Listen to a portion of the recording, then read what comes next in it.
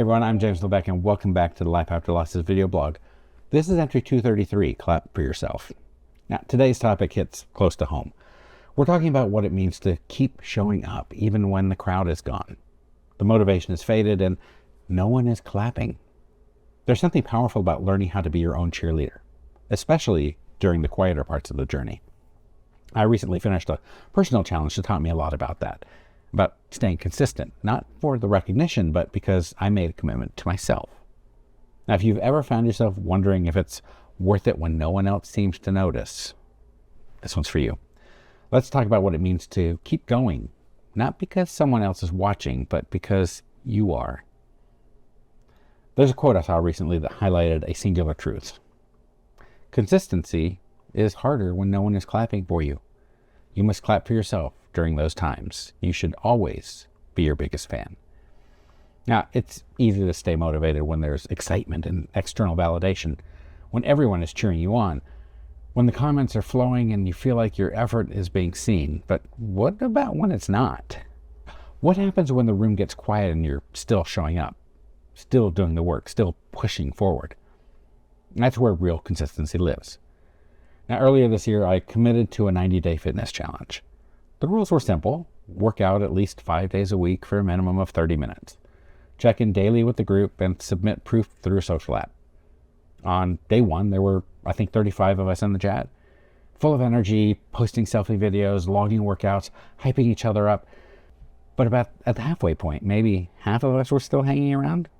And by the end, I think it was 6 or 7, that was it. And I don't say that to brag. I say it because I learned something important. Showing up when no one else is watching is a different kind of strength. Now, first I relied on the group. I loved the accountability and stories from everyone, the shared momentum, the validation. But slowly the messages that motivated stopped. The check-ins faded and turned more mechanical than motivational. People drifted off. There were a handful of people still involved, but the mass motivation dropped. And what I was left with was a choice: stop or keep going. And that's when I started clapping for myself. Every time I laced up my shoes, I counted it as a win. Every day I logged to workout, even when I was tired or busy or bored, I gave myself credit. Every week I stayed consistent. I reminded myself, I'm doing this for me. No one else needs to understand your journey. No one else needs to validate your progress. Yes, support helps, encouragement matters, but the fuel that gets you through the quiet moments, that has to come from inside. Now, I lost over 20 pounds during that challenge, but what I really gained was the reminder that I can trust myself to keep going even without the applause. The challenge has been over for a few months now, but I'm still working out, not as consistently because of the limitations from the surgery and getting back into it, but it's happening nonetheless. Here's the thing about clapping for yourself. It's not always loud.